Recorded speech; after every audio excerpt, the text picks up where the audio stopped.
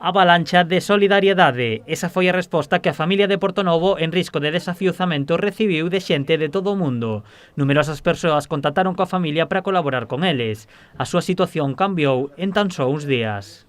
Muchísimo, porque hemos recibido muchos donativos, yo diría que excesivos. Solamente teníamos el objetivo de dejar la deuda pagada y aún así han querido seguir ayudando con regalos para el niño, para que tengamos más para que podamos vivir tranquilos durante una temporada.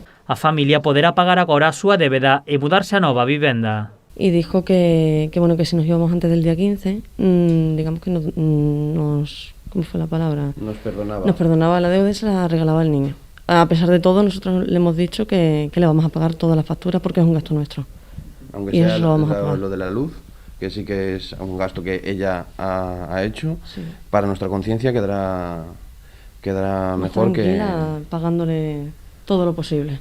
O principal apoio desta familia chegou da man da veciñanza de Portonovo.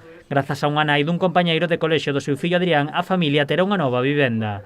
Pero as axudas chegaron dende diversos puntos de todo o mundo, asegurando os vindeiros meses de aluguer.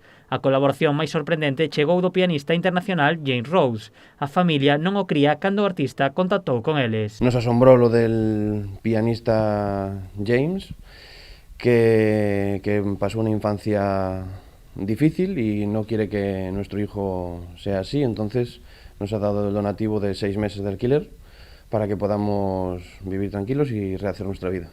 En conversas co canal Rías Baixas, o artista mostrouse sorprendido de que non sexan as administracións as que axuden as familias cunha situación tan delicada. As aportacións da xente desbordou a propia familia, que doará parte da comida e dos xoguetes recibidos a outras familias que tamén o necesitan. Porque aquí también hay gente que lo está pasando muy mal.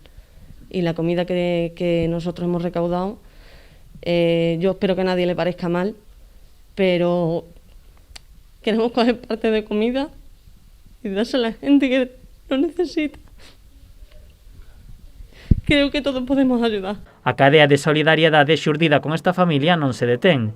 Segundo contan, moitas persoas puxéronse en contacto con eles para realizar campañas de recollida de alimentos e xoguetes para doar aos máis necesitados.